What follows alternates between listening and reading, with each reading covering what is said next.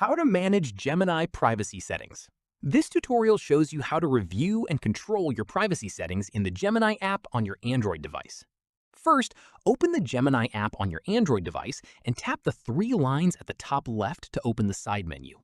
From there, tap the gear icon at the bottom right of the panel and tap Settings. Once inside, tap Privacy and Help Hub. This gives you a full overview of Gemini's privacy policy and what kind of data the app collects and stores, so it's worth taking a few minutes to read through it so you know exactly what you're opting into. If after reviewing it you'd rather not have your activity tracked, go back to the Gemini settings page. From there, tap Gemini Apps Activity. This will open an in-app browser where your activity controls are managed. Tap Turn Off and confirm the change when prompted. Once disabled, Gemini will no longer save your conversations or prompts to your Google account, meaning nothing from your sessions will be stored or used going forward. Keep in mind, turning off Gemini Apps Activity also means you won't be able to revisit past conversations through the activity page, since nothing is being recorded.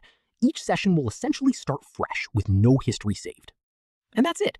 If this guide helped you manage your Gemini privacy settings, give it a like, subscribe